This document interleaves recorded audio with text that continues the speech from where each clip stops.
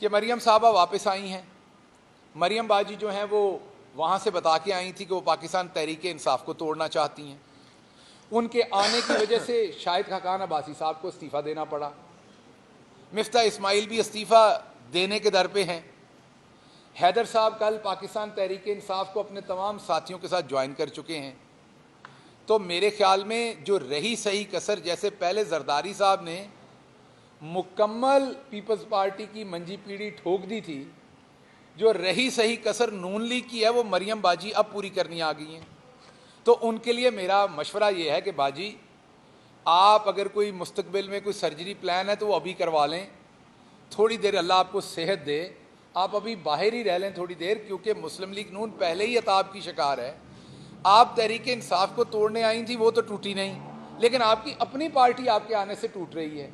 और एक वो गैर आइनी बात कह रही हैं हर अपनी तकरीर में कि अब मुस्लिम लीग नून तैयार होगी जब भी इलेक्शन होंगे। आप जब उनकी तकरीर सुने, उसमें लफ्ज़ जब भी बहुत इंपॉर्टेंट है। और वो कभी ये नहीं कहती कि इलेक्शन हो रहे हैं और हम पंजाब में तैयार हैं, वो कहती जब भी होंगे। तो ये 90 दिन में होने हैं, अगर नहीं होंगे तो फिर आर्टिकल 6 है। मुल्क के तमाम बड़े कानूनदान ये बता चुके हैं। हम सब मिलके दुआगो हैं कि ये मुश्किल वक्त है, पॉलिटिकल पार्टीज़ ने लीडरशिप देनी होती है। हम लोगों ने अपने ज़ख्म भूल के आगे चलना है। वो मैं हूँ, फवाद हैं, कोई भी है, हमें अपने ज़ख्म भूलने पड़ने, हम तैयार हैं। हमने अपने ज़ख्म भूल के इस मुल्क को आगे लेके चलना है। तो आइए एक दूसरे के हाथ में हाथ डालें, जो मुस्बत बात है उसकी तरफ चलें, इलेक्शन करवाएं, आवाम को मौका दें, वो आपको लाएं या हमें लाएं, जिसको भी लाएं, ताकि वो नई पॉलिसीज़ के साथ मुल्क एक नए राह के ऊपर गामजन हो सके। शुक्रिया। मज़ा कर लेता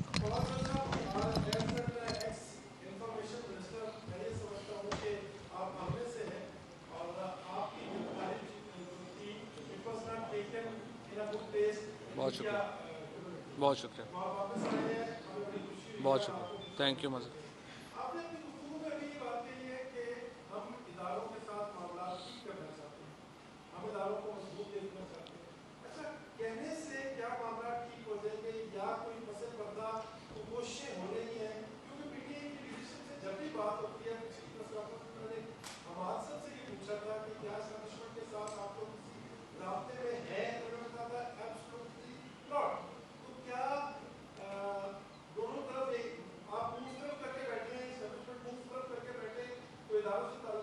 नहीं ऐसी देखें, मुंह दोनों तरफ इधर करके नहीं बैठे हुए, हम इधर करके बैठे हुए हैं, वो उधर करके बैठे हुए हैं।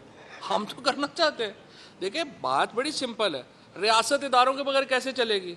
हमें इलेक्शन कमीशन चाहिए, हमें फौज चाहिए, हमें पुलिस चाहिए, हमें ब्यूरोक्रेसी चाहिए, हमें मीडिया चाहिए। हम सवाल ये है कि आप कैसे चलाएंगे? तो जो लेकिन देखें जो झगड़ा क्या है, ये नहीं हो सकता कि हम कहें कि जो फैसले हैं पाकिस्तान में वो पाकिस्तान के अवाम नहीं करेंगे, वो फैसले जो हैं वो हम दूसरे लोग करेंगे। फैसलों का हक उन्हें पाकिस्तान के अवाम को देना पड़ेगा। ये एक सिर्फ एक बुनियादी नुक्ता है, इसके अलावा कोई प्रॉब्लम नहीं है। हम इसके ऊपर कंप्रोमाइज़ करने को तैयार नहीं हो सकते, कोई भी जमहूरी मुल्क तैयार नहीं हो सकता। ये तो हम अपने आइन पे ही कंप्रोमाइज़ कर देंगे ना अगर हम ये करेंगे। आइन के मुताबिक हम ताल्लुकात बनाना चाहते हैं, हम ताल्लुकात में अगर कोई जो गलतियां हैं, कोताहियां हैं, वो हम दूर भी करने को तैयार हैं। कम्युनिकेशन का इशू है वो भी हम करने को तैयार हैं, लेकिन फैसलों का हक अवाम का तस्लीम करना पड़ेगा। अवाम का हक अगर तस्लीम नहीं होता फिर तो देखें ना, फिर तो पाकिस्तान में जद्दोजहदें हुई हैं, ये जद्दोजहद भी चलती रही।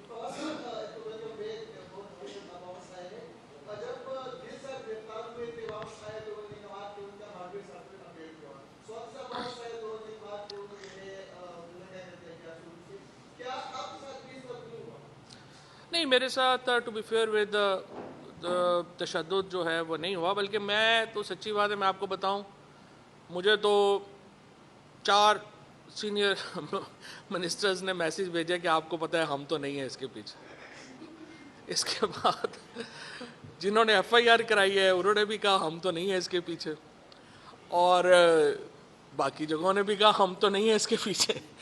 अब देखना पड़ेगा, पता चल जाएगा कौन है किसके पीछे, पता कर लेंगे।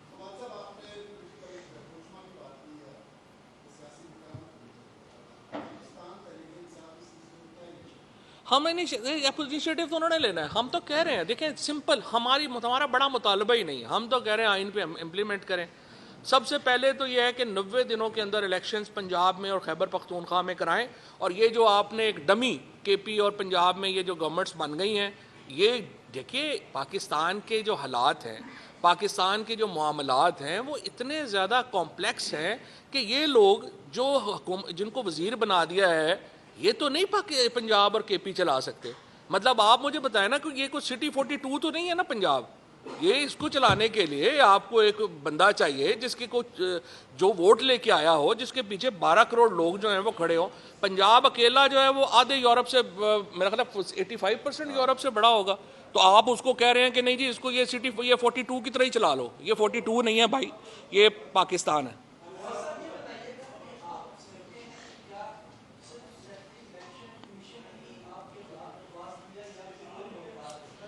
वो बस क्या कहें, वो सेक्रेटरी इलेक्शन कमीशन को बेचारे को तो पता ही नहीं है क्या। बहरहाल वो कहता उसे भी नहीं पता, दूसरे कहते उसे भी नहीं पता, लेकिन मैंने कहा चले छोड़े, जिसको भी पता है पता चल ही जाएगा।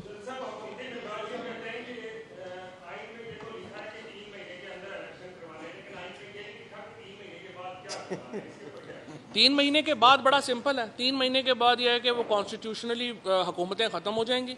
पाकिस्तान कॉन्स्टिट्यूशन के अंडर नहीं रहेगा। अगर आप 3 महीने के अंदर इलेक्शन नहीं करवाते, 3 महीने के बाद it will be a martial law in KP and Punjab. इसके अलावा और कुछ सवाल नहीं।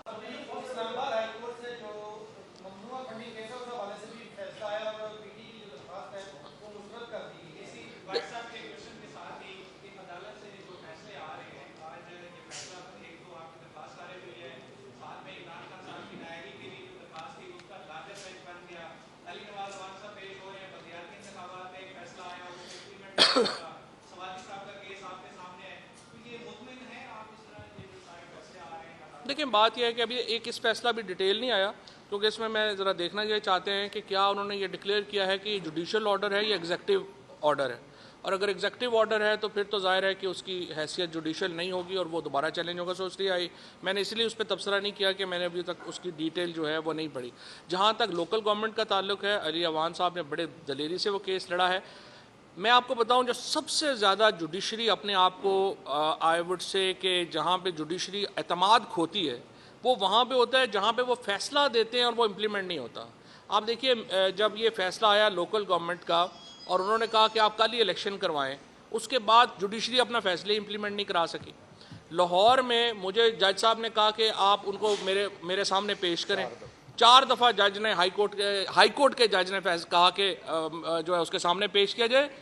एक जो है वो SHO ने जो है वो एक फ़ोन कॉल के ऊपर जो हाई कोर्ट के जज का जो ऑर्डर था उसको अपने जूते की नोक पे रखा।